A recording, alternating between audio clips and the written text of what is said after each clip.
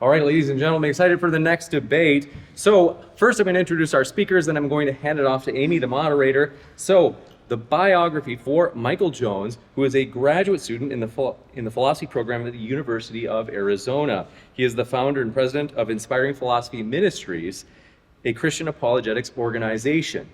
Moreover, introducing Thomas, aka Holy Koolaid. Thrilled to have you here as well, Thomas. Thomas is the leader of the YouTube channel Holy Koolaid with hundreds of thousands of subscribers and the organizer of the Faithless Forum. Thank you very much, gentlemen, for being with us. I'm going to hand it over to Amy, our moderator for the debate, who will share the format as well as get us started. Thanks so much, Amy. Thank you so very much, James, and everyone here at DebateCon 2022. And tonight's format is going to be 15-minute openings for each, followed by 8-minute rebuttals back and forth, 24 minutes of open dialogue or discussion, and 25 minutes of Q&A with a final wrap-up of closing statements from both sides. And with that, I'm going to hand it over to Holy Koolaid for their up to 15-minute opening. The floor is all yours. Thank you. Before I begin, I want to thank my opponent, Michael Jones, for agreeing to this debate. Michael's channel and mine both take very similar approaches, making laser-focused, heavily researched videos breaking down complex topics, albeit on opposite sides of the religious aisle. I don't believe that either of us are married to our positions, but we would prefer to go wherever the truth leads, and I greatly respect that about Mike. I'd also like to quickly thank Modern Day Debate, Bob Russell and Amy Newman, and James Kuntz for organizing and hosting and moderating this event and this debate. And finally, I'd like to thank each and every one of you guys for coming out here today to watch, learn, and challenge your own positions. Or just watch me get creamed, let's be honest. If that's the case, you did pick a good day to come out here if you're coming to watch me get creamed, because this is my first ever in-person debate. And 3 days ago, my doctor advised me against coming out here because I am still recovering from a motorcycle accident. He thought that it wouldn't be fair. I told my doctor that I know it's still not a fair fight, but I'm not really sure what other advantages I can possibly give Michael to even the odds. This is an incredible thing that we're able to do, to come out here and disagree publicly, openly, and peacefully. Because while Mike and I disagree on some things, we're both able to agree in freedom of expression, as well as freedom of and from religion, as it's written into this nation's great Constitution. And that's part of what makes this country awesome. In many areas, Mike and I share a common goal. We both believe in evolution by natural selection, or at least evolution. We both believe, neither one of us thinks that the earth is 6,000 years old. Neither of us believes in a global flood, or that the Old Testament laws need to necessarily be followed. And neither of us believes in a future Antichrist or tribulation, or literal eternal torturous hellfire for those who don't believe. In many ways, I think Michael's interpretation of Christianity is less dangerous than that held by the majority of Christians today. And that's great. But it's far from the only one. And today's topic, the debate topic is Christianity dangerous? I want to make sure that we're not talking past each other. So we first need to determine what we mean by Christianity. If you were to ask a Jehovah's Witness, Bob Jones University, and the Westbrook Baptist Church all to separately come up with a definition of Christianity, you'd likely get widely varied definitions, which often include themselves while excluding wide swaths of other believers as not true Christians. I don't think that this is the way to go about it, because it's not really for us to judge who is and isn't a true Christian. So I'd prefer to go with a more academic and far more inclusive definition. Cambridge why is it not? There it goes. Oh, okay. Cambridge Dictionary defines Christianity as a religion based on belief in God and on the life and teachings of Jesus Christ and on the Bible. By this widely held definition, there are over 2.38 billion Christians on planet Earth. Granted, there are thousands of different denominations. It is a gigantic tapestry. There's all different flavors. You have Catholics, Greek and Russian Orthodox, Lutherans, Presbyterians, Baptists, Episcopalians, Anglicans, Pentecostals, and I could go on for hours, countless others.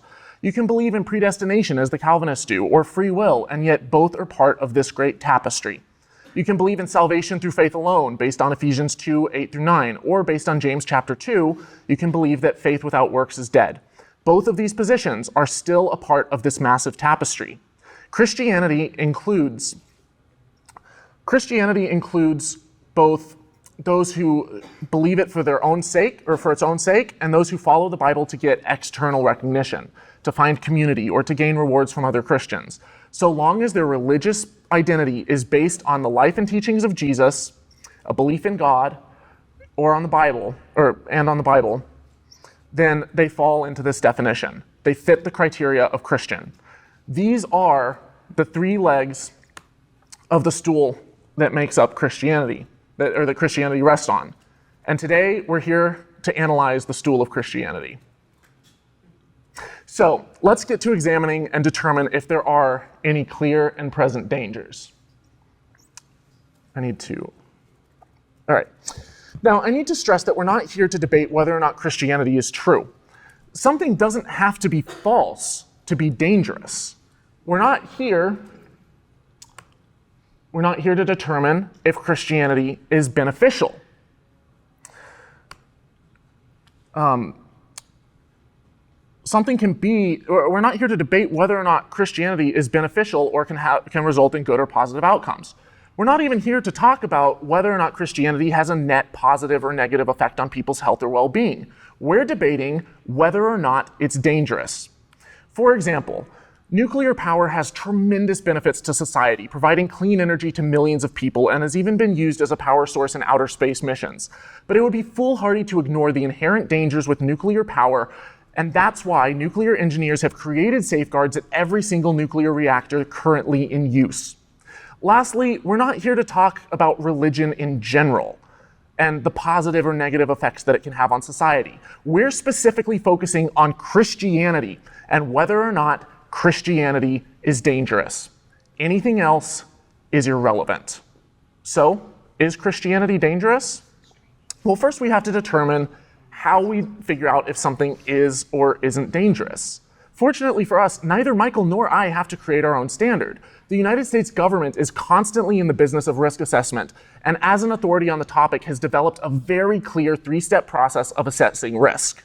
Step 1, you identify the hazard. This could be something like a fire, a tornado, terrorism, a cyber attack, a pandemic, etc. You look at the probability and magnitude of the effect. Has this happened before? What's the likelihood of it happening again? Once you've identified the hazard, you move to step 2. What are the assets that are at risk? Vulnerability assessment. Are people at risk? Property, including buildings? Is it a supply chain? Is it your regulatory and contractual obligations that are at risk? Once you figure out what's at risk, what is the impact on what's at risk? Impact analysis is step 3. It could be casualties. It could be property damage. It could be the interruption of your business, etc. You get the point. So once you've done that, we have to ask ourselves, can we take that and apply it to Christianity? Well, I think the first thing that we have to do is look at specific beliefs.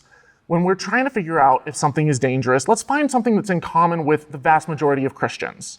I know that this is a bit of an old poll, but in 1996, Time and CNN polled a wide audience, and now granted, this is back when a lot more people in America were Christian than they are today, but this audience included non-believers and believers alike, and they found that 82% of those surveyed believed in the personal power of prayer to heal. Now, if you factor into the fact that there were atheists, agnostics, and non-believers in the mix with that, then it can only be determined from these facts. I think it'd be fair to assert that that statistic is likely higher among believers than the population as a whole. That's a fairly high percentage. Is this belief Christian? Well, it certainly has roots in the Bible.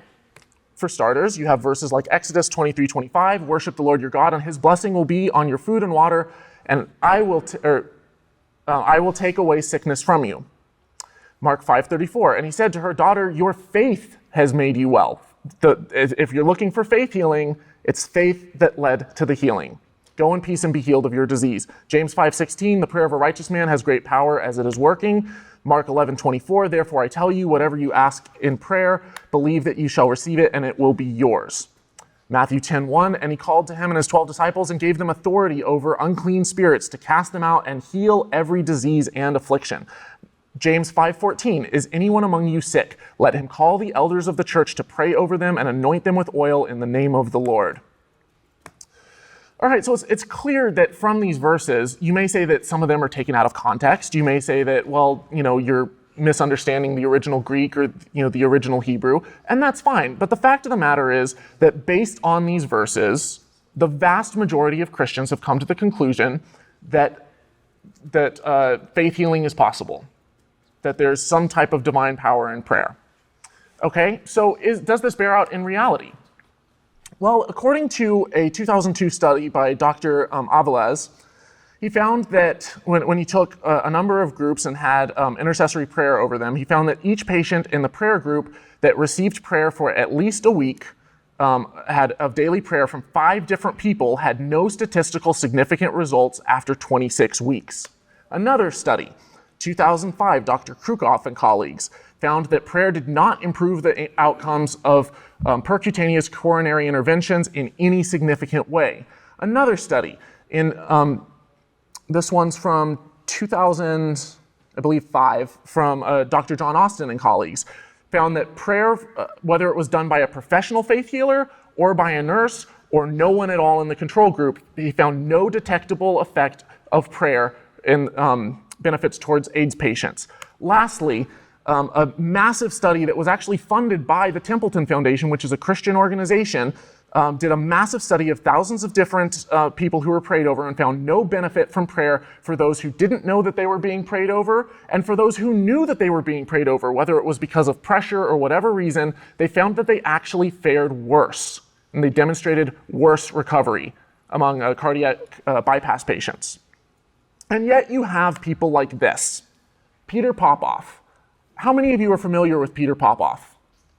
This man was a faith healer with thousands of followers in the late 20th century. And he would go around and he would hold these gigantic revival meetings, and he would, pray, he'd reach out to the audience and says, I hear on such and such street there's this woman who has lung cancer. And he'd call her out by name, and she'd come to the front, and he'd pray over her, and she'd be weeping, and it was this spectacle to behold.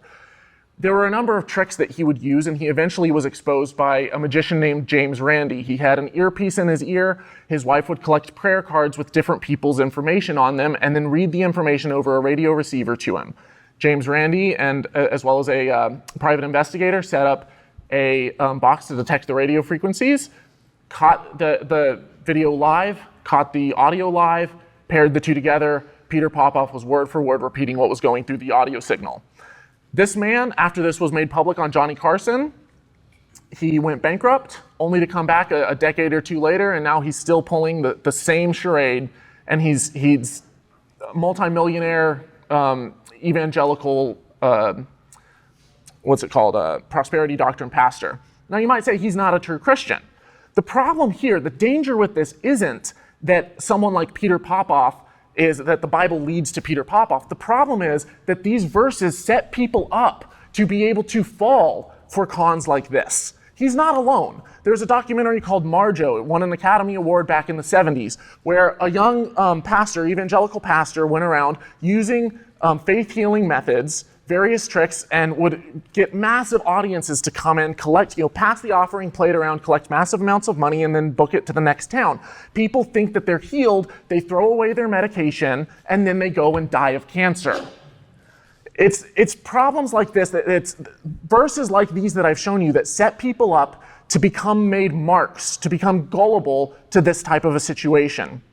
Many of these tricks were exposed by the mentalist and magician Darren Brown as well in his documentary Miracles for Sale. He would show how sometimes faith healers would find someone who wasn't completely crippled, and yet they were sitting, they might have crutches, and they come up and say, oh, here's a wheelchair, it'll be easier for you. They push them up to the front, and then the pastor would heal or pray over them. They'd stand up. Obviously, they could somewhat walk because they had crutches, but all of a sudden the congregation sees them getting out of a wheelchair. It's a miracle. Case after case after case, there's hundreds of different tricks that they use. It's all been exposed. Another situation, faith healing parents. You have the Scheibels. They believed in faith healing and that they didn't need to go to the doctor for modern medicine. Instead, they opted for faith healing. Their first child died of pneumonia. Very curable, very treatable, simply needed some antibiotics. Instead, they opted for faith healing. The judge gave them a warning for neglect, child abuse and neglect. The parents, instead of taking it seriously, when their second kid got sick of pneumonia, again, they turned to prayer and anointing with oil, faith healing methods, and their second child died. It's tragic. It's sad, but it happens. And it's verses like these that are dangerous that lead to this kind of a situation. So the assets that are at risk with believing in this stuff, obviously your money. You can fall prey to charlatans who are conning you out of your money. Your health, if you throw away your medication and turn to this stuff rather than actually seeking medically proven doctors and medicine. Your reputation, if you fall for this, you can obviously be hugely embarrassed for falling for this, and that's why a lot of people don't come forward when they hear, when they have a situation like this that they've fallen prey to. And in the worst situations, your very life. So the impacts here: bankruptcy, sickness, humiliation, and death. Let's take one other example. You have, I'm going to skip through because you have people believing in divine protection. They take verses saying, you'll be able to pick up serpents and you'll be able to drink deadly poison and it won't harm you. Too bad for them, this verse isn't even in the original manuscripts that we have of Mark, and it was likely added later. And yet it's still in the Bible. It still represents a danger because people take it, they read it, they take it literally, and they die. This isn't a new thing. Here's one pastor that it happened to him and it happened to his father. And this is an article from 1974 where another snake handler had died after his dad had died of being bit by a snake as well. One more situation: the Orthodox Church during the height of COVID before the vaccine believed that you couldn't get COVID from communion, so they would all share the same spoon and pass it around. Even in the midst of this, as this scandal was going on, you had entire churches, as one that I've covered on my channel in depth, with over 1,000 different members, hid it, swept it under the rug, said you can't get sick from communion, you can't get sick in church, and even their own members, even their own pastors were passing away from COVID. I believe, am I at time? Now I have example after example after example. Unfortunately, I've ran out of time, so I have to leave it there. The fact of the matter is, when you identify the hazards and you link it back to the Bible, there's a clear and obvious direct line between danger and harm. Thank you very much. Thank you so very much, Holy Kool-Aid, for your opening statement. And we are now going to pass it off to Inspiring Philosophy for their up to 15-minute opening statement. All right, well, thank you. Thanks for having me. I'd like to thank Modern Day Debate. I'd like to thank Thomas for agreeing to the debate. Thank you for the opening statement. There's a lot there I'd like to respond to. But before we get to that, I just want to say I really appreciate everyone coming out here. I hope we can have a good back and forth today. So let me just start by reminding people what the topic is today. The topic is not, are Christians dangerous? Anyone can point to examples of Christians doing bad things or dumb things, but that doesn't mean Christianity is necessarily the cause of negative behavior. The Bible says all humans are sinful, depraved, and this is the reason we need Christianity. Okay? The topic is Christianity dangerous? And mere correlations and anecdotal evidence is hardly evidence that Christianity is the cause of bad or stupid behavior. Okay? I can find numerous examples, like the League of Militant Atheists, or atheists in general doing bad things. But it'd be absurd for me to argue like Dinesh D'Souza that this means atheism is the cause. Okay? This is actually called an attribution error. Okay? In psychology, this is when you unjustifiably attribute an effect to someone because of the beliefs or personality traits they have. But do not do the same when someone in your group does something bad. This would be like saying, look, I saw a priest do something bad, it must be because of his religion. But if a secular humanist did the same thing, well, there's circumstantial stuff there. You can't blame secular humanism because secular humanism doesn't advocate for such behavior. Okay? Basically, it's when you claim your actions, the actions of the members of your own group are situational, but the actions of members of other groups are related to their beliefs. Okay? To show Christianity is dangerous or causes harm, you have to need to find a place in the Bible where you think there's a negative quality taught, then show this verse actually means how you interpret it. Most Christians agree this is how to properly interpret that, and then show evidence this belief results in horrible effects in society and individuals. For example, some atheists will say that Matthew 10:34, where Jesus says, I came to bring not peace but a sword, means Jesus is promoting violence. They need to show that is the proper interpretation. Most Christians agree with this interpretation, and empirical evidence that shows violence is related to Christians acting out from this command. Problem is, these are all leaps in logic, and you need more than just non sequiturs. You need actual evidence of connections. Generally, what many atheists like Phil Zuckerman or Gregory Paul do is they look at ecological correlations, but not at individual correlations. And this can result in an ecological fallacy, which David A. Freeman says. This is when you think relationships observed for groups necessarily hold for individuals. If countries with more fat in the diet have higher rates of breast cancer, then women who eat more fatty foods must be more likely to get breast cancer. These differences may be correct, but are only weakly supported by the aggregate data. It is all too easy to draw incorrect conclusions from aggregate data. Let me give 2 examples. This study found there was more tolerance for Muslims in secular countries. But when individuals were looked at within these countries, researchers were surprised to find, and I quote, the strongest anti-Muslim attitudes are nonetheless found among the non-religious in these countries. The ecological and the individual correlation did not line up.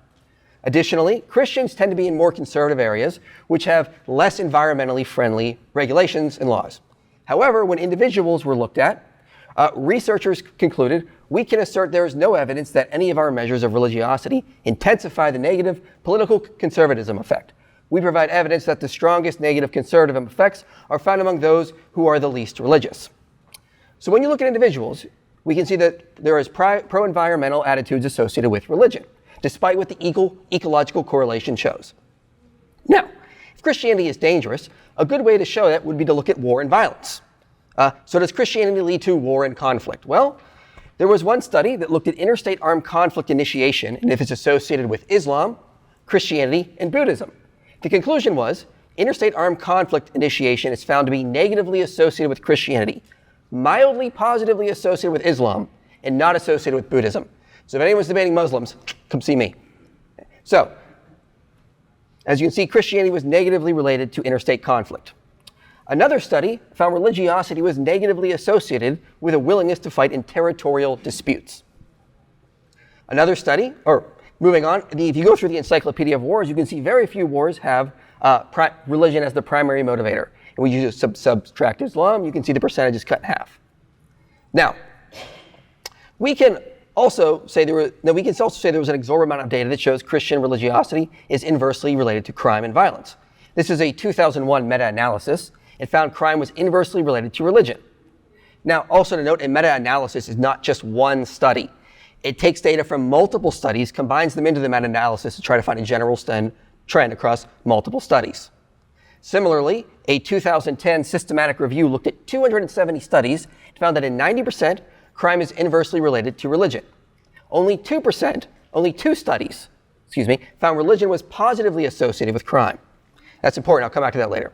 A 2014 study looked at over 180 young adults and adolescents and found that religiosity was inversely related to crime, like drug selling and theft. A 2014 meta-analysis looked at over 190,000 young adults and adolescents, over 62 studies, and found that religiosity was inversely related to crime, things like theft, robbery, assault, and murder. Additionally, religiosity seems to correspond with lower levels of direct and indirect aggression. Intrinsic religiosity facilitates an increase in self-control. Greater religiosity was associated with higher levels of compassion and self-control. But this is just religiosity in general, right? Anything about Christianity here?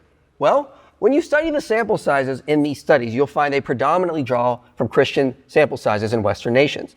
As one study put it, a large portion of the existing research has largely focused on Western nations. And a study that wanted to do specifically on Buddhists had to note, they said, as a mainstream religion in Western society, Christianity is typically the religion that is the focus for this type of research. Now, how do we know the benefits of Christianity come from the religious beliefs and not just external factors associated with religion, like social structures and forming communities?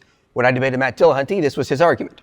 Well, luckily, a large portion of the research divides subjects between 2 orientations, which can shed some light on this subject. The first is extrinsic religiosity. Now, extrinsic religiosity is these individuals are religious as a means to an end. They're not motivated by religion. One is religious not because they believe the core tenets of the faith, but because they want to be part of a community, gain social status, or because it's a family tradition. The extrinsic type turns to God but without turning away from the self. Some qualify as intrinsically religious. These individuals find that their religion is their primary motivator. If one is intrinsically religious, they are religious because they want to hold to the core tenets of a faith. Having embraced the creed, the individual endeavors to internalize and follow it fully. So, if the anti-theist is correct, and the benefits Christianity provide come from creating social structures, communities, or extrinsic factors associated with religion, then more benefits should be associated with the E scale. But if intrinsic religiosity is associated with more benefits, then the benefits of Christian religiosity should come from if they're more associated with intrinsic, then the benefits more likely come from the tenets and beliefs of the worldview. So in a nutshell, to know if Christianity is dangerous, it's better to look at the effects of intrinsic religiosity. But when we look at the data, there's more benefits associated with the I scale, intrinsic. So a meta-analysis found intrinsic religiosity tends to correlate with desirable variables like mental health, altruism, and religious commitment. One looked at 34 studies and found aspects of intrinsic religiosity were associated with better mental health. Meta-analysis found religiosity correlates with agreeableness, extroversion, conscientiousness. And when you looked at people, those were identified as mature in religion, they aligned with 4 of the big 5 personality traits and negatively correlated with neuroticism. Another meta-analysis found there was positive benefits from intrinsic religiosity and on extrinsic or ritualistic aspects of Christianity. Now, similarly, moving on, a review found that religious motivators intrinsic is associated with higher self-control and self-regulation. And the researchers noted they predominantly drew from Christian backgrounds. Another found intrinsic religiosity was negatively associated with depression. When it comes to suicide, the study author says it appears that commitments to the beliefs and rituals of Christianity is more of a protective factor for suicidal behavior than the indirect benefits, such as the social relationships that might develop from regular church attendance. Additionally, a meta-analysis did something, this is a little bit different. It drew on Christian sample size to look and noted that Christian priming, religious priming, was associated with pro-social behavior. This is when individuals are primed with religious study, prayer, and then study next to a control group. It was found that priming with religious motivators resulted in more pro-social behavior. So, moving past this to religiosity in general, one surveyed 850 studies and found religious involvement is generally associated with greater well-being, less depression, anxiety, greater social support, and less substance abuse. Another found that looking at 15 studies, noted that religiosity was associated with better grade point average and test scores in Black and Hispanic American youth. Now, this is only scratching the surface of the research I could draw up. Now, of course, there was some research that doesn't show positive benefits, as I noted earlier. And it's very easy to find studies or anecdotal examples that show Christian religiosity is associated with negative outcomes. For example, this systematic review looked at 444 studies on depression and religiosity and found that most show religion and spirituality are negatively correlated with depression. But 6% reported greater depression, which is about 26 studies. So couldn't someone just write an article saying that over 25 studies, and I modified a Salon article for this, have showed that religion is associated with higher levels of depression? Now, it would sound impressive, but it would be cherry-picked data. We need to look at systematic reviews, meta-analyses, and a collection of the data to find the overall trend, which shows Christian religiosity is positively associated with numerous benefits.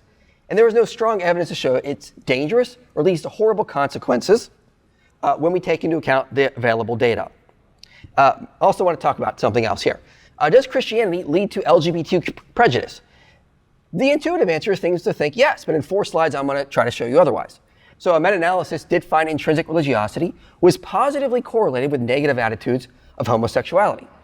But they also noted much of the homosexual prejudice of fundamentalists is in excess of what is required by the religious ideology. Therefore, non-doctrinal factors associated with religiosity might also contribute to prejudice.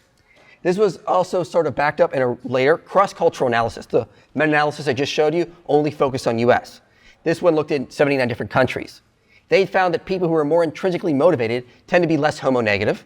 Intrinsic religious motivated people have higher tolerance. They also noted there's a lot of cultural artifacts. So the longer homosexual activity has been compliant with the law, the lower homonegativity of the citizen.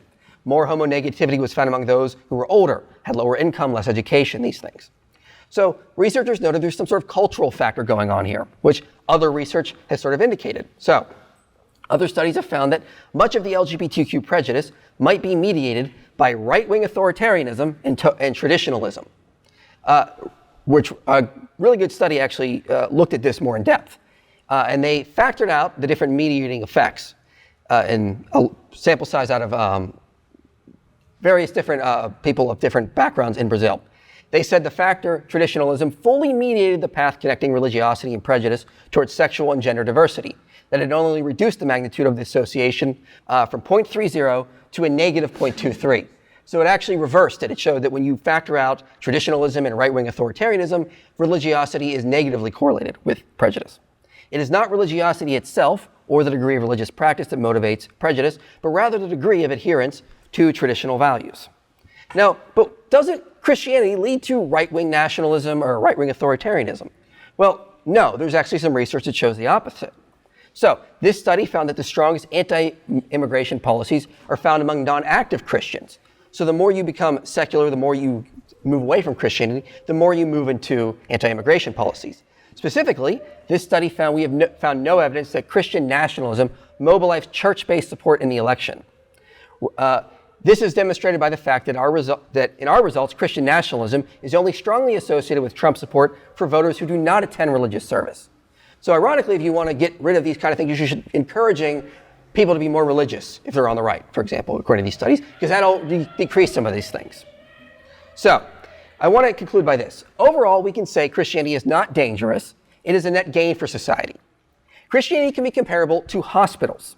The dangers of Christianity going on out there. I can see that. The overwhelming evidence shows hospitals are a positive benefit. However, sometimes people have botched surgeries or have negative outcomes at hospitals. But we would not conclude hospitals are dangerous from isolated cases, small percentage, and anecdotal evidence. We can find those examples all day. We have to look at the overall data, meta-analyses, systematic reviews, and a collection of the data to find the overall effects of intrinsic religiosity from Christianity. The overwhelming evidence shows that Christianity has positive benefits, and the negative effects on individuals and societies is relatively low to zero. There is very little to no evidence you can show that Christianity leads to dangerous effects, because the studies show it leads to so many positive effects. If it's showing so many positive effects, there's no reason to conclude it creates any sort of danger. And as I noted, sometimes the dangerous aspects associated with religious individuals can come from other aspects. Traditionalism, low education, right-wing authoritarianism, left-wing authoritarianism, you name it. Just because you see a religious person doing a bad thing, that doesn't mean the Christian religiosity caused that. And that's why we rely on researchers to help us find these conclusions. And with that, I will conclude my time. Thank you. Thank you so very much, Inspiring Philosophy, for your opening statement. And with that, we are going to hand it back over to Holy Kool-Aid for their up to 8-minute rebuttal. Fantastic, thank you. I want to look at a number of different things that you said. First of all, it still seems to me like we're having two different debates. I want to focus specifically in on Christianity, and I feel like Inspiring Philosophy still is talking about intrinsic and extrinsic religiosity. We need to make a distinction there. When he says things like, with the study on 79 different countries, I actually have it right here. I've read through this study. And when he says that when you shift it from looking at purely intrinsic religiosity or from extrinsic religiosity to intrinsic religiosity, you see less of a connection. But there's still a connection. And all throughout this paper, one of the strongest points that they made was that there was a very strong connection across the board with these countries when it came to the link between religiosity and homonegativity. And it was even stronger among Muslim and Christian countries, and it was the weakest among Buddhist and atheist countries. So to just completely write it off simply because there's, less of an effect with intrinsic religiosity, I don't think that that's fair. And of course, there's going to be other factors that come into play with this type of thing. That you're not looking just for one linear connection with this type of thing. Of course, correlation doesn't equal causation. That's kind of the golden rule of statistics. But you can oftentimes have a non-linear connection. What do I mean by that? It means that you can have religiosity leading to homonegativity in addition to other factors leading to homonegativity as well. And that's what they found in this study. That's why you perform a multivariate analysis. They're not just looking at one factor, they're factoring it all in, breaking it down, trying to separate them out, and they found a very, very strong link between homonegativity or bias and prejudice towards the LGBT and religiosity, especially strongly among Christianity. And that's far from the only study that says that. If I had time before in my last one, there was a slide I was going to get to that talked about another study that found a strong link between homonegativity and Christianity. And here's the problem with that, is you can say, okay, so maybe there is some type of a link, but it's not, like, how does this lead to harm? Well, one study from the Journal of Experimental Social Psychology found that shunning can lead to increased tribalism and hostility towards the outgroup. Another study found that ostracism leads to an increase in depression. So when you have these things that people are, you're not just simply pulling out of the blue saying, hey, I think that there might be some correlation between these things. You go and you ask people, what is your motivation for doing this? Why are you acting this way towards members of the LGBT community? What is your reason for anti-trans bigotry or for persecuting gay people or shunning them or kicking them out of the house? Pushing them towards suicide and pushing them towards higher rates of depression. What's the reasoning behind this? And you get Bible verses like 2 Corinthians 6:14. Do not be yoked. No, sorry, not that one. There's a man shall not lie with another man as one does with a woman. If you do so, you shall be stoned.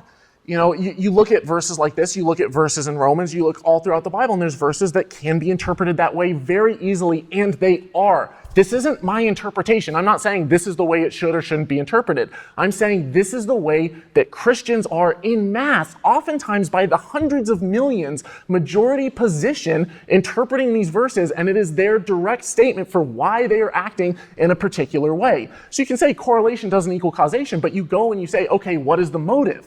If this was a jury and we had someone on trial and we asked them, why did you kill this person? And they say, well, I saw him, sleeping with my wife. You wouldn't say, well, maybe you're mistaken. Correlation doesn't equal causation. That could have been the cause. It could have been the motive. No, you trust them. You take them at their word. And that's what each one of these studies is doing.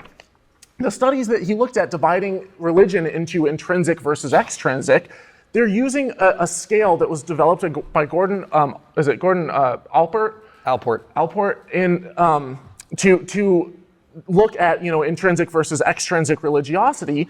It's called the ROS scale, and the ROS scale is entirely self-dictated. So it's a poll, it's a survey. You ask someone, how religious are you? Do you do this? Do you engage in this? Do you believe this? And it's self-reported. You trust them. You take them at their word. So if you're going to say correlation doesn't equal causation, but then you have people directly saying this belief in this verse, this reason is the reason why I'm going out and doing these things and engaging in these behaviors that are harmful, and we see a direct link between the action and the harm, and then you go and you say, well, that's correlation causation. We can't really take them at their word for that. But then over here you have people self-reporting why, their level of religiosity and their beliefs and how it's making them feel better and making them better off mentally. You're going to take them at their word for that? That's a double standard. It doesn't work that way.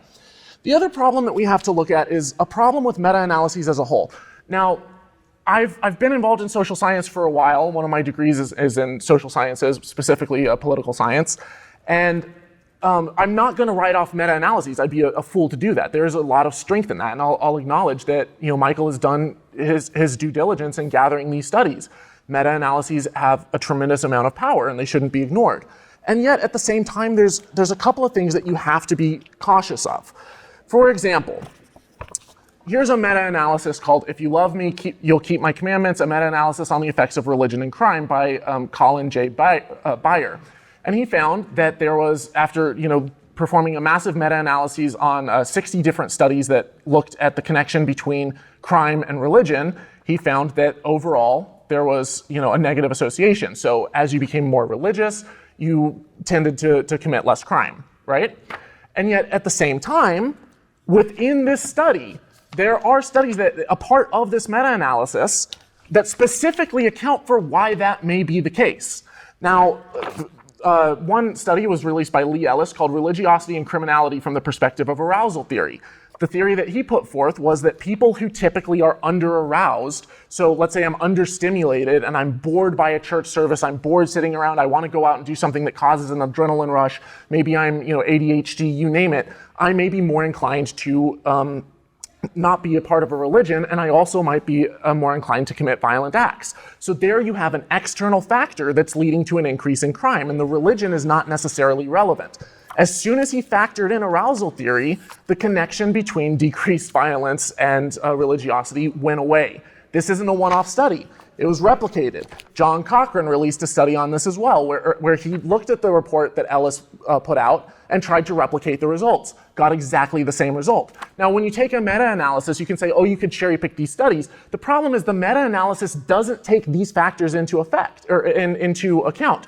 All it does is it looks at the overall number and it says, okay, so there's 55 studies that came to this conclusion, 5 that came to whatever. But if all 55 of the other ones were using the same methods or the same reporting methods and not looking at this one thing or taking it into account, of course you're going to have skewed data. So I would caution you when it comes to looking at meta-analyses to be a little bit more careful with that. I believe with that I'm at time, but there's more that I'll get to in our back and forth. Thank you so very much, Holy Kool-Aid, for your 8-minute rebuttal. And with that, we're going to hand it right back over to Inspiring Philosophy for your 8-minute rebuttal. Okay, 1 second. All right, well, thank you for that, Thomas. I appreciate the feedback. Let's try to go through these points as quickly as I can. This is why I noted that you talked about, I'm talking about more in the E and I scale. This is why I noted that the researchers predominantly draw from Christian nations. Those are the primary parts of the subject. You brought up meta-analyses and you noted that there are limitations. I absolutely agree. That's why I drew on multiple studies. And I also went over the aspects of intrinsic religiosity and how it leads to more self-control, self-regulation, altruism, and pro-social behavior. Of course, there are other factors that reduce crime that can factor in those studies. But when we look at specifically the effects of religious motivators, they do contribute to effects that would reduce crime. You talked about the EI scale being kind of subjective. I feel like that's simplifying it. No one comes into a room and goes, are you intrinsic or extrinsic? They take certain tests, they ask them certain questions, and these professionals come to the conclusion that they're going to pry and try to get answers from them. They're not going to readily admit right away. They're going to try to get more details from them before they so they don't actually tell them what their beliefs are.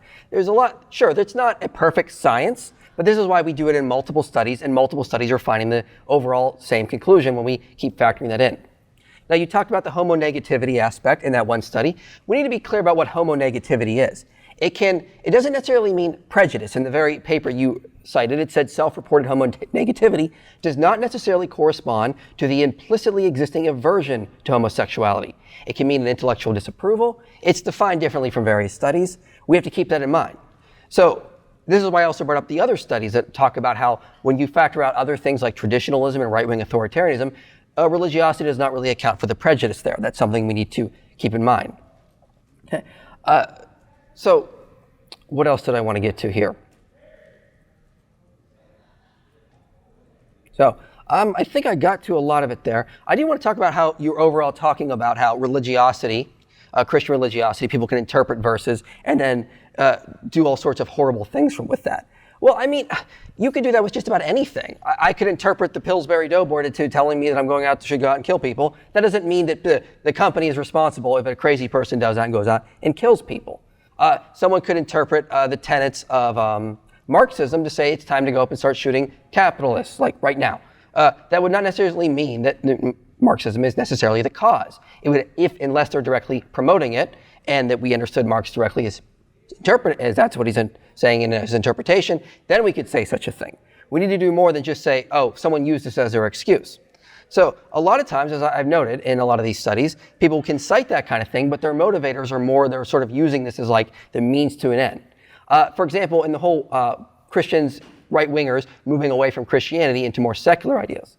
There was a researcher named Roger Brubaker, and he writes this: when Christians in Western Europe start becoming more secular, especially the right-wing side, secularism is redefined as an ideology of the right. And the right is also appropriating liberal themes like gender equality and tolerance for homosexuality. The most secularized regions of the world being characterized in regiono-civilizational terms. Christianity is redefined as a matrix of liberalism, secularity, gender equality, and gay rights. He said this in a new Christianist secularism in Europe in 2016.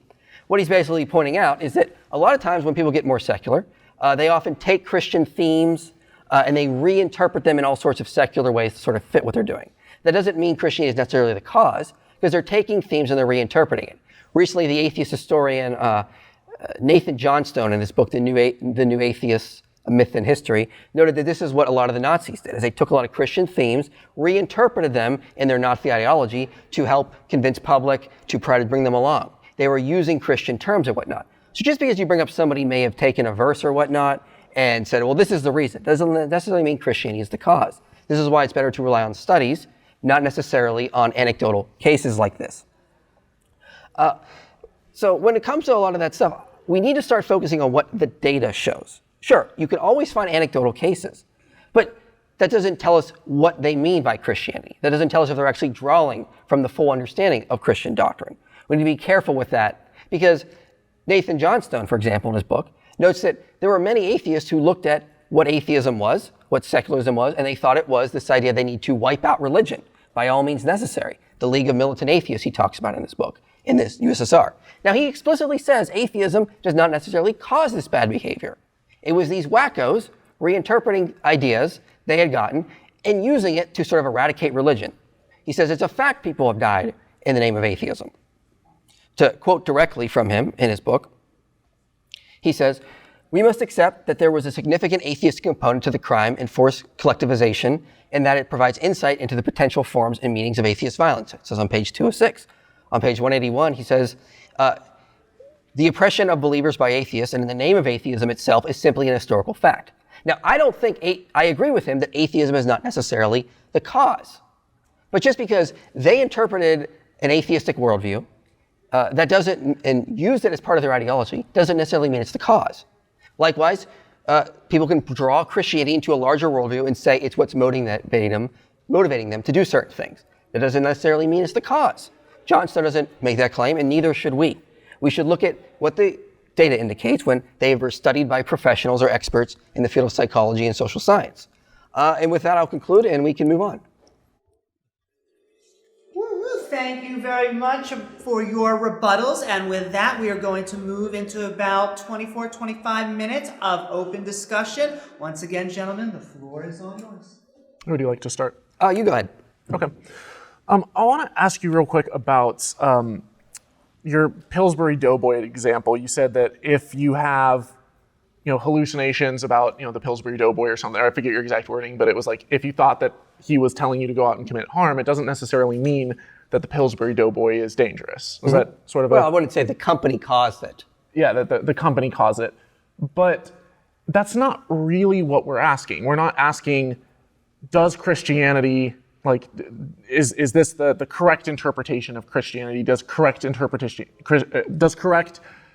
Christianity cause this result? What we're asking is it dangerous? If you had the Pillsbury Doughboy releasing confectionery goods, what have you, and you have hundreds of millions of people all seeing the Pillsbury Doughboy and having these hallucinations, pretty soon you'd start to ask some questions and be like, hey, what's going on? At that point, you wouldn't necessarily know what the link is, but would you at least start to admit that maybe there's a danger there? I wouldn't say it's a red flag something could be up. But I mean, if we're going to go into hypotheticals, maybe it's, maybe the conspiracy theorists are right and the CIA is using 5G towers to manipulate people and they put some sort of secret waves under the commercial or whatnot. I wouldn't blame the company. I would say it's a red flag. I say we got to investigate this more. You see, if someone told me that atheism leads to, tremendous atrocities and horrific things and murder and stuff, and I actually was able to find example after example where the overwhelming majority of cases of atheists are actually interpreting something that they have some sort of core doctrine that they're interpreting in a negative and harmful way, and I can demonstrate that, I would 100% agree with you that it's dangerous. And I would say, what can we do to safeguard and protect against it? What can we do to prevent this from happening? And that's what I'm trying to say with Christianity is I'm not saying that every Christian is dangerous or that it necessarily 100% of the time leads to these outcomes by any stretch. Because there's lots of great Christians, there's lots of tolerant Christians, there's lots of loving Christians out there. The point of this is I'm saying, can we at least recognize that there are dangers that we have to be careful of? Well, I mean, that's with anything. That's why I talked about hospitals. So you admit that Christianity is dangerous? I'm not saying Christianity is dangerous. I'm saying there's dangers that are just, if that's the low bar, hospitals are dangerous. Because you would have to conclude that, hospitals are dangerous because botched surgeries could happen. If that's what you're trying to get at there, that creates all sorts of philosophical issues and understandings of how we're going to structure society. And I wouldn't even say that Christianity is necessarily the cause. Because when you look at the overall data, we're seeing positive benefits. We're not seeing the idea that multiple people are sort of getting this idea and running wild with it. There could be issues with mental states of some of these people. I think it's with some of those faith healers, for example. I would say there could be parts of their psychology that are causing them to factor that in and cause them to do bad things. How would you determine that? How would you determine if there's a causal link between their religion and like what would it take for you to be convinced? Well, I put up that slide earlier. I said, so again, if you go to back my example of Matthew 10:34, I've come to not bring peace but a sword. First thing you got to do is make sure we're interpreting that correctly in the context. You got to agree that most Christians agree this is how to interpret it. And even from that, then you have to also show that there is some sort of evidence that that Christians have that command, and now they think from that command they got to go out and do violence, and you can show using some sort of study that it actually is causing Christians to commit violence. So again, the 3 steps you got to show. Proper interpretation. There is, yes, Christians do agree this is how to properly interpret it, and then there is evidence in social sciences is causing bad effects. But how do you get almost 2.3 or whatever it is billion Christians to all agree on one thing? They can't agree on what a pulpit should be made out of. Well, sure we do. We all Christians, Orthodox, Catholic, Protestant all agree on core doctrines. Trinity, virgin birth, resurrection, inspiration of Scripture, second coming. I mean, we all agree on those. We agree on a lot of things. We agree that the first book of the New Testament is Matthew. We agree Paul wrote, 1 Corinthians, Romans, 2 Corinthians. We agree on all that stuff. So you can get Christians to agree on a lot of stuff. That's not a very long list. Well, I can keep going if you would like. I mean, we all agree that there is a God. We all agree that the problem here is that interpretations are subjective. Right, so my interpretation of a Bible verse and a Christian's interpretation of a Bible verse and your interpretation are going to be wildly different. Not necessarily, but it is the case in a alarming number of situations. And so if you say, okay, we have to get to the original doctrine, how do we even go about doing that? Like you could say, okay, we go back to the original Greek, we go back to the original Hebrew. How many people on planet Earth right now speak ancient Hebrew or speak Koine Greek? Look, interpretation stuff. Yeah, I know you speak Greek. You stay out of this. Interpretation stuff, I understand, is always going to be an issue. This is why I say there's 3 steps in here. Are most Christians believe that Jesus is telling them to commit violence? No. And we don't see that in the studies as well. Now, I know that's an extreme example, and I want to be sure everyone knows I'm not accusing you of making that argument.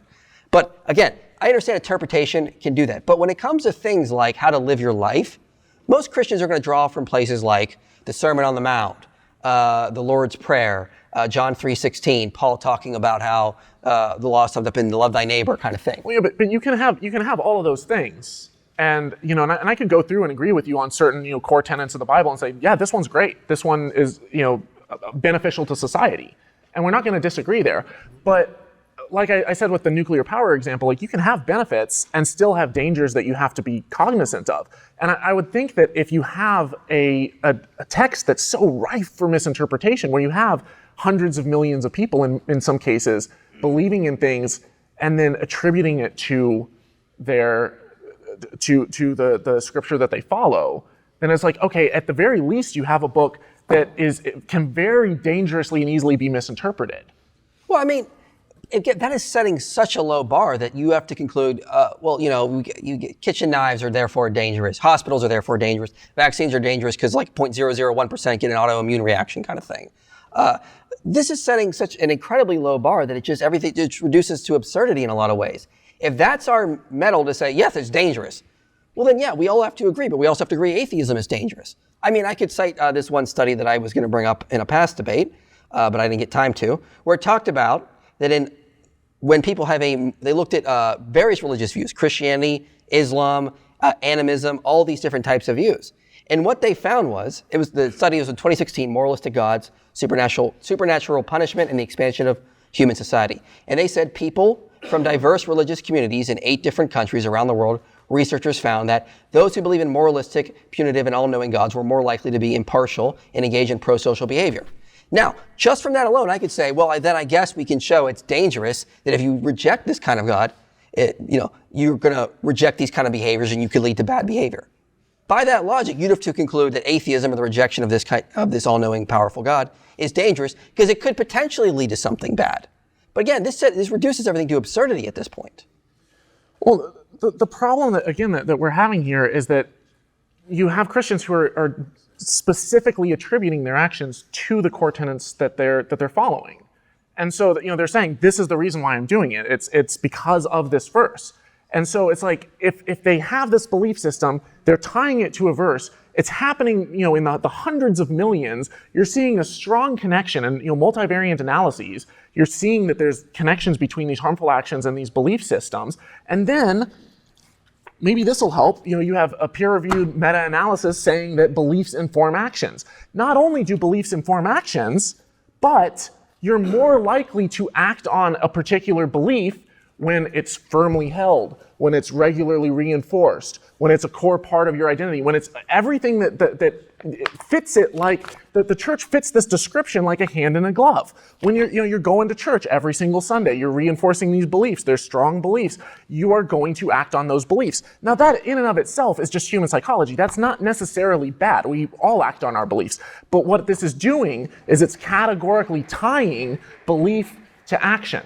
So if you say, okay, here's a book, that people are reading and they're interpreting in mass, sometimes majority consensus, because it is subjective to some extent. And it's 100% subjective in how you read and interpret.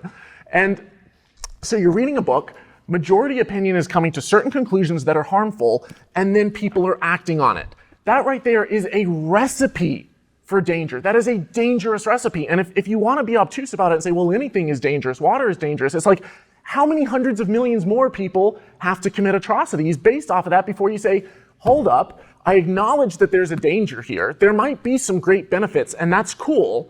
Like, I'm happy to say that there are benefits. But at what point are we going to say, we have to take the dangers seriously, and we have to address them? Let me respond with this then. Okay, so if beliefs inform actions all the time, then we can just go to, again, atheist historian Nathan Johnstone, when he talked about how a lot of times the Militant League of Atheists in the USSR used their commitment to an atheist worldview to justify the idea that they could go out and commit these atrocities. And again, the study I cited noted that when you lack a belief in God like that, it tends to move away from sort of good social behaviors we can see.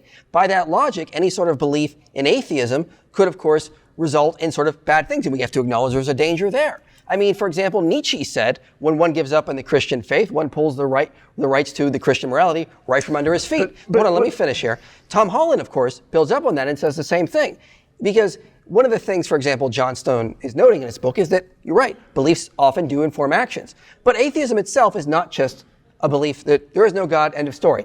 It then opens up questions of morality, that Johnstone notes, questions of our place in the universe, questions of what we can do. Those beliefs could very well have just said they inform the actions of the Militant League of Atheists and all the bad things they did. But again, I feel like that's oversimplifying it. I feel like we're taking dangerous and interpreting the word dangerous in an extremely vague understanding to the point where we have to say just everything is dangerous. There's no way to run a society or to judge a worldview or anything like that. We got to look at things specifically that come from it. And the best way to look at that is what comes out of it through social science and psychology studies. I mean, that was a tremendous exercise in whataboutism. It was, okay, well, if you're going to say that Christianity is dangerous, what about atheism? It can be dangerous too. Okay. If you want to have another debate called, is atheism dangerous? So you're saying atheism can be dangerous? I'm saying that there may be some things. That's not what's on trial today. There may be some dangers. I'm happy to have that discussion at another time. That's not what we're here to talk about. What we're here to talk about is Christianity dangerous? And when I present a very clear-cut case of how you have something that's rife for misinterpretation, and I show the link to the dangers that are caused, and you say, well, but in that case, anything can be dangerous. What about atheism? I'm like, no, like you're missing the point. I showed a clear-cut case of how Christianity can lead to harmful, dangerous things, and it's not just happening as a one-off. Like, this is happening at scale. And I just want an acknowledging of that, because as soon as you start saying, well, this other thing can be dangerous and that can be dangerous too, it's like, okay, but at least admit that this is dangerous too. So are hospitals dangerous to you? I mean, they can be. There can be aspects of them that are. See, I feel like we're defining dangerous differently then. And I just simply don't agree that that is a qualification to say that a worldview is dangerous, because someone could take it, reinterpret it, and use it however they want. And I would also push back on the actual motivators of the person. Are they getting their motivators from the verse? Or are they getting their motivators from I want to do something bad, let me find a verse to justify it, and I'll run wild with it. We see people do that all the time with all sorts of different ideologies, all sorts of different things. But that doesn't mean the ideology is causing it. They have some sort of motivators inside of them that are causing them to want to do bad thing, and they're just looking for justification. So, I mean, if we're going to do that, you could say Christianity can be used as a justification for someone who wants to do bad things. But that doesn't mean it's necessarily the cause. This is why I correlated the difference between factoring out the religious motivators and showing what is actually causing the bad behavior. You got to go a little bit further than that. You got to actually show that there is an actual link here, other than someone grabbed a verse to justify their actions. Okay, let's run with that. Let's say that they did the bad thing first, and then they used the religion to justify it afterwards, like a post hoc justification, right? Okay, if that's what's going on, you still have a Bible that can easily be used to justify horrible things after the fact. If I were to take, for example, let's say that I were to take a book, a kid's book that says, just love everyone and be good to all the people around you, and that's all that's in the book. It would be very, very, very hard to take the fundamentals of that book and interpret it in a negative way. I'm sure there could be someone who could, do all kinds of mental gymnastics to get there, but you're not going to have people doing it in mass. You're not going to have people on a large scale interpreting it to come to these incredibly dangerous conclusions. Now, if on the other hand, if let's say that you have, churches that are maybe the pastor is already a bigot ahead of time. Maybe he is already, incredibly racist, and he acts in a racist way, and then he justifies it afterwards. If his whole congregation takes a look at it and says, oh, well, I guess the Bible, makes it all right because this verse says, and he was able to justify it like that. No, that's not a justification for racism. And people are willing to look away and turn their eyes when they think that the Bible mandated it, and so therefore it's okay. Whether it comes before or after doesn't really make any difference. It's still able to justify horrible things. Do you see the connection there? I mean, but again, this is just reducing to absurdity. You can justify your actions with anything you want. You could do like the USSR did. Well, there's no God who's going to judge us. There's no overriding moral principle that's going to force us to do things. Therefore, we can go out and kill all these Orthodox priests. And as John Stone notes in his book, a lot of times they were put to the gun to the head and said, hey, will you deconvert? No? Okay, bam. Man, now, that's hugely dangerous. It is. It's horrible. So but what I wouldn't safeguards say can we that put in place? atheism is dangerous because of that. Because I feel like what we're doing is we're interpreting dangerous. That form of atheism is. That form of, well, here's the thing now. Now we're separating on different forms. If that's the case, then you have to acknowledge that there are other motivators, other aspects of tradition that are going into all different forms of Christianity. How can you then say, when the studies don't show it, that Christianity is the cause of these things, just because they're using it to justify it? Because they say it's the cause. They say all sorts of things as the cause. Yeah, but I'm not here to police how obtuse you're being. If I think that it's inherently obvious to the audience that if someone were to get up on stage and say, I killed someone and this was my motive, you believe them. They're self-reporting their motive. They're saying, I read this verse and it said to do this and I did it. So then let me go back to the Pillsbury Doughboy example. Someone says the same thing. Would we therefore say Pillsbury Doughboy is dangerous? I mean, show me a case where people are interpreting the Pillsbury Doughboy to mean that, and where they're doing it in mass and gathering in huge congregations and all coming to the same conclusion. Well, we would say their mental health is what is dangerous. They're using something to justify. We need to clarify here between mental health and the person's own motivators versus what they use to justify it. But motivators are what are actually causing the actions there. I'm not willing to say that religion is a mental illness, and I feel like you're teetering on the edge there of saying, okay, here's people who in mass, hundreds of millions are coming to this conclusion. Well, it's just their mental health. Well, how do you know it's hundreds of It's millions? just their mental health. They're just mentally ill. It's like, no, I have more respect for Christians than that. Well, first of all, I'm not saying you're making that argument. And you keep saying hundreds of millions. I mean, is there any research that shows hundreds of millions are taking verses from the Bible to use them to do horrible things? Well, I mean, you can extrapolate statistics pretty easily. So you can look at for example, the stat that I gave, where it was 82% of people in America believe in faith healing, right? Yeah. Okay. So of that, you would most likely come to the conclusion that it's even higher among Christians than among non-believers. Is that a fair leap to say? Okay. So if you say of that 82%, that there's around 200 million believers in America? I don't know the exact numbers off the top of my head. So if, what's 85% of 200 million? And are you going to say, now you have 2 billion Christians and we've only looked at 10% of them? You're already looking at numbers that are easily in the hundreds of millions just through that one extrapolation. So it's not unreasonable to come to these numbers, is what I'm saying. So they're not exact. By your logic, though, if a Christian does a bad thing, that therefore is evidence of Christianity causing the bad behavior or them using to justify it. It's evidence that it's dangerous. By that logic, I mean, the Bible's going to say that because it says everyone sins. Everyone does something bad. If that's the standard, I mean, what are we, again, everything reduces to absurdity at this point. No, but it's not like, for example, if let's say that I go out and I murder someone in cold blood and someone says, hey, don't you know that, the Ten Commandments, it says don't kill, like, why did you do that? And I said, well, I just didn't like his face. Okay, well, that's obviously not something that I'm pulling from the Bible, and the Bible's saying to do something different. But if there's some horrible atrocity that I go out and I do, or something that I do that puts myself at harm, like let's say that I believe in faith healing, and I go out and I give all my money away to a faith healer, and I throw away my prescription, or I throw away my grandma's prescription, and she dies of cancer, okay? In that situation, I've done something that's harmful. I've done something dangerous. Maybe it wasn't malicious. Maybe I didn't have, I wanted the best for my grandma, and I just made a mistake because I didn't know better. That's still dangerous, and I'm drawing on verse after verse after verse after verse, and it's not a one-off case. Like, these are beliefs that are held at scale.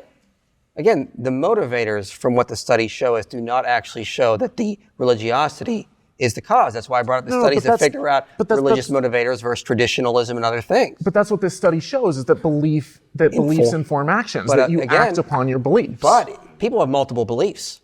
And this is why some studies will focus out on other aspects of beliefs that are most likely causing the behavior. And that's why you have multivariate analyses that will try to look and take those out, and they'll still find a strong connection because it's a nonlinear connection, but they still find a strong causal connection between... Is that the 79 country one? Yes. Again, they actually say in there, their homonegativity does not define to absolute aversion. And again, the other studies I noted... Necessarily, yeah. But again, that's a leap in logic right there. But it's also kind of irrelevant to the overall point that's being made, though. What? That, like, you can find causal connections between belief and action. They don't say causal connection there. But you can when you're looking for causation is really tricky in social sciences, right? Because, in any science, it's really hard to say something 100%, right? Mm-hmm. That's not how science works. Science comes up with competing hypotheses, and it tries to eliminate all of the possible ones until you're left with one. It says, this is the best answer that we have right now, right? That's how it works, and that's the best that we've got. So in the case of this, you say, what are all the possible factors that can account for this? And you also look at, okay, with this data line, with this correlation, how strong is the correlation? What's the R squared number? How much does it deviate from the mean? And if you have like a really, really, really strong correlation, and then you start factoring in all these other variables, and you're like, even with all of that taken into account, there's still this undeniable connection here. There's probably some linkage. It might still be a third factor. It might be something else. That's why, causation is always very tricky to come about. But when you have people themselves giving motive and saying, this is why I do it, and it fits the data, that's a really strong case. And again, that's why I brought up additional studies and talked about their cultural artifacts and whatnot. And again, homonegativity does not mean prejudice. Cultural artifacts into account with this. Yeah, and again, homonegativity doesn't mean prejudice according to their own stuff. But again, we're defining dangerous in different ways here. You want to say that just because, by logic, the chairs people sitting in this room are dangerous. Your shirt is dangerous because someone could take it off and strangle someone with it. This just reduces everything to absurdity. And what we actually want to do is find out is what ideologies are actually going to be better for society, what are actually going to regress society, what ideas are actually going to lead to horrible outcomes. If we're just going to say, I found one case where a Christian did something bad and he used a verse to justify it, therefore Christianity is dangerous. Well, what is the standard here? It's at what scale? At what point? Because I feel like as soon as you start doing a cost-benefit analysis, you've already admitted that there's danger, and you've already conceded the debate. Now, if you want to talk about the scale and cost-benefit, and maybe it's better, maybe it's worse, okay, I'm happy to do that. I'm happy to continue talking about that specifically. But my question would be, at that point, where do you draw the line in, okay, the numbers are big enough, the death toll's big enough, the number of people who have been ostracized and shunned and hurt and driven to suicide, as I went over, it was actual studies that would show that. If intrinsic religiosity was harmful and dangerous. Well, what do you mean by intrinsic religiosity? Intrinsic Christian religiosity specifically. Christians, it would be intrinsic motivators. So let me before you, because I don't want to get lost in terminology. So when you say intrinsic Christianity, intrinsic religiosity from Christian backgrounds. Can you give a definition of intrinsic religiosity? I did in the earlier slide here. I can put it back up. So intrinsic religiosity is when persons are disposed to use persons find their massive motive in master motive in religion, having embraced the creed of individual endeavors to internalize it and follow it fully. And that subject is a Christian, they'd be an intrinsic religious Christian. So, But is love your neighbor intrinsically Christian? love thy neighbor is a command, and when someone is intrinsically religious, they draw from those kind of commands as their motivators. That's Not the point. not Well, hold on. necessarily. That's the point we have to get to. And guys, I do want to thank both Holy Kool-Aid and Inspired Philosophy. We are actually about to switch into the Q&A. We will let them have closing statements, but I'm going to ask if you guys have any questions in the audience, if you could start to make a line in the center for either or both of our interlocutors. And I am going to just start off while people are getting in line. We do have a question from one of our major sponsors of the event, Dr. Cy Gart, has sent the sponsor question from home. He asks, if Christianity does pose a risk of danger, how would you go about mitigating that risk? Nuclear power is highly controlled.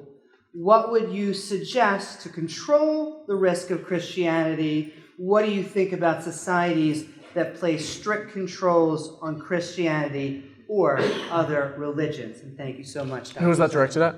I believe that is directed at you, because it seems that he's asking if Christianity does pose a risk, how are you going to mitigate that risk? Yeah, I mean, obviously, I'm a firm believer in a free and open society with freedom of religion, freedom of expression. So I think that the way to go about doing it would be to educate people of the dangers and of the risk, which is what I do on my channel on Holy Kool-Aid regularly. And when I see that it happens regularly, I talk about it. We need to not be afraid to talk about these discussions. No topic should be so sacred that we can't take it and shine some light on it and look a little bit deeper. And so that would be the first thing, would be just to look at it, examine it, talk about it at scale, so people can say, what's the harm that's being done and what can we do about it? Engage in the conversation both online and in person would be the first step. All right, thank you so very much. And with that, we're going to switch into our normal Q&A. Oh, it unplugged. Yeah, the mic just unplugged. Dang it, James. You know about that. Oh shoot. We about to knock all that over. You might have to hunch to talk into the mic. We got Tucker Carlson. And with that, Carlson wanna be the floor is all yours for the second question. One sec, just to be sure we've got it. Yep, good, thanks. Okay, yeah. It's a question kind of for both of you, because I found it odd that it wasn't until the end you asked him for a definition of intrinsic religiosity, when that kind of seemed to be his whole case was on those distinctions. But and so maybe this might help. Kind of open-ended question to both of you.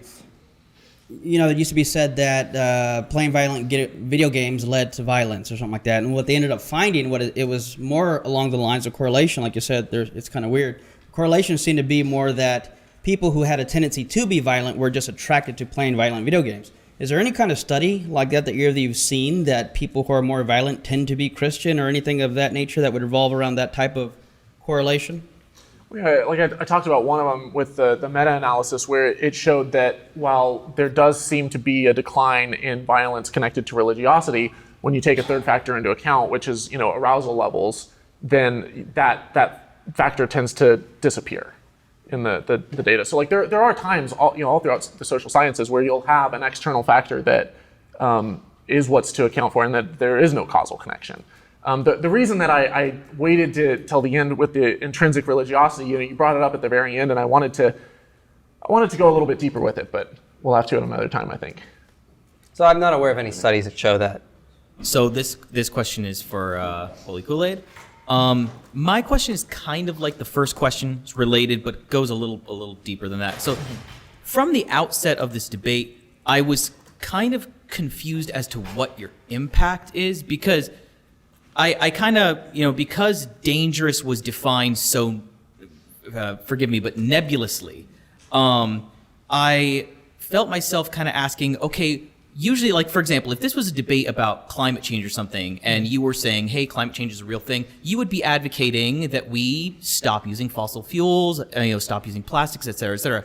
So what is the impact here? Like, if you're saying like as we showed through, as was shown through the debate, that like basically what you were saying was if something can be taken and used to justify something bad potentially, then we should regulate it and do all this stuff. I was just wondering, like how dangerous are you saying Christianity, and how far do we take this policing and regulating? What is it exactly? What exactly is your call to action? That's a really good question. I think my goal with this debate, because real quick, show of hands if people feel comfortable, how many people in here identify as religious? So a good chunk of the audience. Now, my goal here is, and I know that this is going to go out online as well, is I have been living in the South now for a while, and I had, my parents were missionaries. My parents were, and I was very, very religious myself, all growing up. And I know that oftentimes Christianity just gets a pass, or religion in general gets a pass, where there can be horrible things that are swept under the rug, and people will look the other way. A great example of this is the child sex abuse scandals in the Catholic Church, and it's not just the Catholic Church. Now they're starting to see it in another denomination after denomination after denomination. And I don't think that we should have any sacred cows. I think that everything should be analyzed and questioned. And so the goal with this debate is not to necessarily say, hey, Christianity is dangerous in this specific way, we have to do, enact this legislation or whatever. I just want people to become a little bit more open to that, to realize that maybe there are things that need to be done, maybe there are actions that need to be taken, or maybe there's certain beliefs that should be left in the dumpster pile of history. And I'm not saying your entire religion, I'm not saying, which beliefs, but I'm saying that because there are some dangers, we need to be cognizant of it. So I guess raising awareness. Okay, thank you. Well, first of all, I mean, what I kind of got is that anything can be dangerous to stupid people, you know what I'm saying? And second of all, I just noticed that your only argument was fake healing. And then you talk about the Catholic Church, but if Jesus said to just follow his teachings, right? So how are Jesus' teachings dangerous? If you read the Word of God and stick to the Word of God, stick to the Bible, how's it dangerous? Well, I mean, it depends, because obviously Jesus has a lot of different teachings, right? Yeah. And there's a lot of interpretations of them. One example that I'll give you is when it comes to, sex and sexuality, right? One major issue that we have, especially right here in the state of Texas, is that we do not have good science-based sex education in schools. We do not have it at the level that we need. And so if we could get comprehensive sex ed in schools, you would see a reduction in teen pregnancy, a reduction in abortion, a reduction in STIs. These are all things that we all want. Like whether you're Christian or atheist, you want these things, right? And yet people don't want to talk about it. They don't want to talk about sexuality.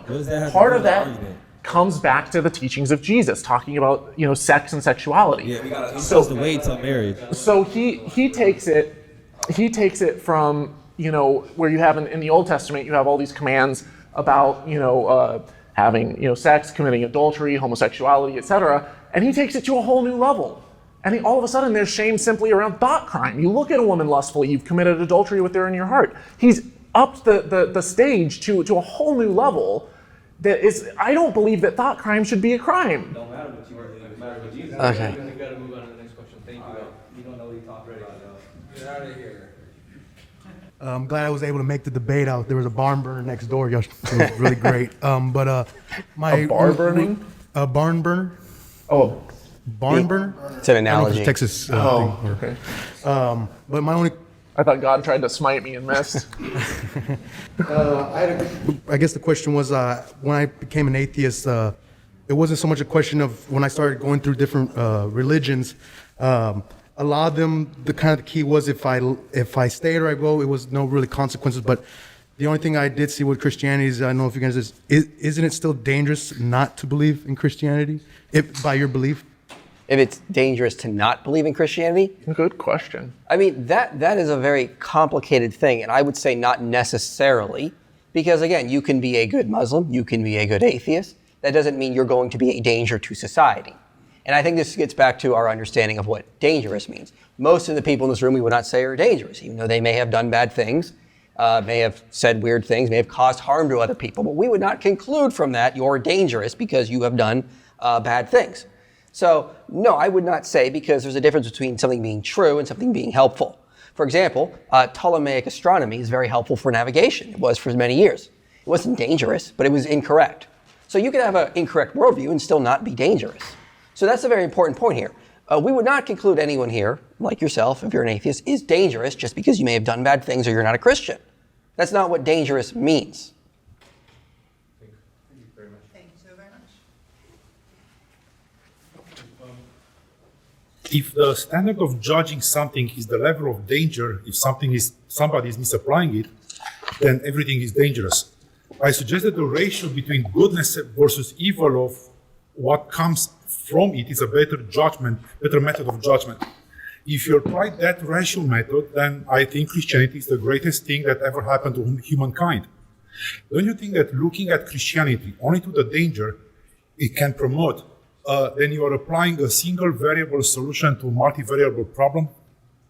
Oh, that's a good question. I think that the goal of this debate, both for myself and, well, I'm not sure about for Michael, I can't speak for you, because the topic of the debate was, is Christianity dangerous? And because so many people who I encounter will look the other way altogether, I'm stressing that we have to accept that there are dangers. Now, I'm not willing to grant that the good outweighs the bad. I've barely scratched the surface with, obviously I ran out of time, in showing some of the harm that's caused. And I can tie them back to Bible verses. Now, you could say that those aren't caused by the religion. You could say that those are misinterpretations of it. Or you could say that there's tons of great things that are done because of it as well. And I'm happy to take a look at that too.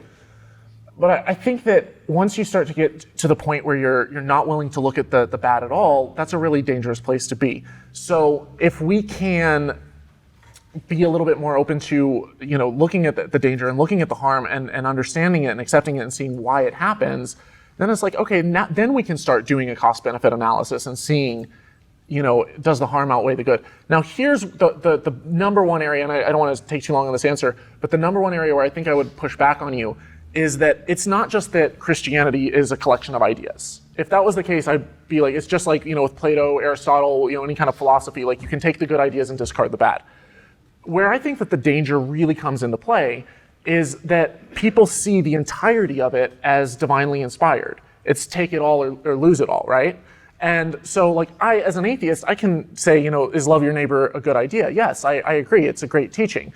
And I can look through, other verses and agree, and I can also look at the bad ones and discard them. So if I can get more people to kind of come to that type of a situation where they can take the good and be willing to not hold on to the bad and not say that it's all sacred and it all has to be accepted, I think that that's a better approach. Everything in the Bible. I just don't let everybody get a chance, and this is the final one we can do. It has to be. You can always come talk to us after. We're here. And he can take questions too, not just No, you got this. You're good. Well, for me, I guess, when it comes down to like, why would Christianity be considered dangerous? Because for me and my experience with Christians, and like I think yours was too, growing up as a missionary, most Christians are good. I mean, obviously, like you got the Catholic Church, there's bad people within a good organization. So I guess my question is, does a few bad apples spoil the whole bunch, in your opinion? Because there's a few bad Christians, do you think the entire Christian religion is dangerous? I think that Christianity is a very powerful motivator. It creates a setting that can potentially be cult-like. And I want to make a distinction. I'm not saying all religion is cults. But it creates a setting where you're taught to accept something, oftentimes dogmatically, not always, and you're taught that this is sacred and in its entirety sacred. And so that's a very, very dangerous setting. What was the wording of the question again? It was basically like how, and I agree, they call it sacred and, it has been, adulterated by man. But I guess what I'm saying is, in general, Christianity, I think, is good. And I think, and I'm not calling you disingenuous, but I think even you would admit that the majority of Christians are good. That there's only... Hey, let's do this question, man. That there's only, I guess my question is that, you're saying Christian's bad, and I know there is the Catholic Church, and there are a lot of examples of cult-like Christianity, but I would say the majority, over 50% are good. Yeah, and that was, thank you for the refresher, but I think that most people in general are good people. I don't think that most people are serial killers, or else we'd have a lot higher murder rates. I think most people are good people. I think most Christians are good Christians, and I think most atheists are good atheists. The problem is that because religion makes us susceptible to doing things that we wouldn't otherwise do, then it's like the quote, I believe, by Steven Weinberg that says, without religion, you'd have good people doing good things and bad people doing bad things. For good people to do bad things they wouldn't otherwise do, it takes religion. And all right, I want to thank both Inspiring Philosophy and Holy Koolaid for joining us at DebateCon 2022. And I am now going to kick it off. Thanks so much. That was a fantastic, rigorous debate. We have closing statements. Yes, we are now going to hand it to their closing statements. Sit down. We right back to Holy Koolaid for their up to 5-minute closing response. As I stated in my intro, the topic of the debate today is not, is religion beneficial? It's not, is Christianity beneficial? It's not weighing a cost-benefit analysis. The topic of the debate today is simply, is Christianity dangerous? In order to determine that, I defined Christianity. Christianity is a broad tapestry that includes over 2 billion people on planet Earth. Christianity is the people. Now, I don't have to speak Christianese to convince people of that, but I could. I could say that it's a relationship, not a religion, and relationships are about the people, and I could go on. But I think we would all agree that when you have an inclusive definition, you have a large number of people who are all taking this book to be their sacred holy book. Beliefs inform actions. I demonstrated that with this peer-reviewed meta-analysis showing that our beliefs inform our actions. Beliefs that are ingrained in us, deeply ingrained, deeply held, that are regularly repeated and heard and reinstated, we're more likely to act on than ones that aren't. The church is uniquely positioned to do this in a way that I can't think of anything else that does it quite like that. So we have beliefs that are strong, that are powerful, that we're told are divine and sacred. You have your motive. You have people admitting to their motive. You have people linking it back and tying it back, and you have harm that is being done at scale. Now, I'm not saying that all Christians are bad people. I'm not saying that, it's more bad than good. I'm not saying any of that. I'm simply saying we have to be cognizant of the dangers. We have to be more careful, and we have to examine it and say, are there better alternatives? Can we take the good while discounting the bad? I say yes, because I say accepting the bad along with the good. Sure, I'm not throwing the baby out with the bathwater, but let's not drink the bathwater. I can just eat the baby, but that's probably not, that's a bad analogy. I think that we can accept the good that's in Christianity while throwing out the bad. And if we're not willing to throw out the bad, if we're not even willing to admit that there are dangers present, then we have a problem. I've demonstrated the problem, I've demonstrated the dangers, I've demonstrated the connection between the two, and I've shown that there is harm using the risk assessment scale that's used by the government of the United States, that's used by other governments, including the government of Canada, and I've shown that every single metric along that path, that Christianity fits it like a hand in a glove. Is Christianity dangerous? You damn well better believe it is. Now, what are we going to do about it? Thank you so very much, Holy Koolaid, for your closing statement. And with that, we are going to hand it over to Inspiring Philosophy for the closing statement. Well, thank you, Thomas. I think it was a great conversation. Thank you all for coming out. And thank you, Modern Day Debate. Let's start with a story. You go to Yellowstone, there is a place called Sour Lake. They have fenced it off because it's dangerous. If you go in, you will die. Okay? You know what's right by it is there was a walk path made of wood. There are no signs saying the walk path is dangerous because you could trip and hit yourself. So if Christianity was really dangerous, we would try to mitigate it, control it, contain it, get rid of it. We would advocate for change or whatnot. I think the problem here is we're confusing real danger with potential danger. The debate is not, is Christianity potentially dangerous? The debate is if Christianity is dangerous. And so far, we've seen no good, strong evidence that anything bad is coming from Christianity when we start looking into the data and the science. Again, anything is potentially dangerous. I feel like we're having two different debates here up there. I'm trying to show what the actual data shows currently in reality. It does not lead to the idea Christian religiosity is dangerous. In fact, it shows the opposite. It's actually quite beneficial. Just because there is a potential danger there for something, that doesn't mean it is necessarily dangerous. That doesn't mean it is dangerous. We need to be very careful here between the difference between potential danger and actual danger. And if there was really danger, we'd see more atheists advocating for things like control of Christianity, trying to get rid of it. Now, that may not be a best thing because I do see some atheists actually trying to do that. But again, atheists also are pretty clear. They want to go on what the science says. And the science is pretty clear that if you want to get rid of things like Christian nationalism, right-wing authoritarianism, get Christians to be more religious, as I showed in the studies. Get them to focus more on what they actually believe and get to the core tenets of their faith, because that shows it actually makes them a better person, gets them away from making politics their god, so to speak.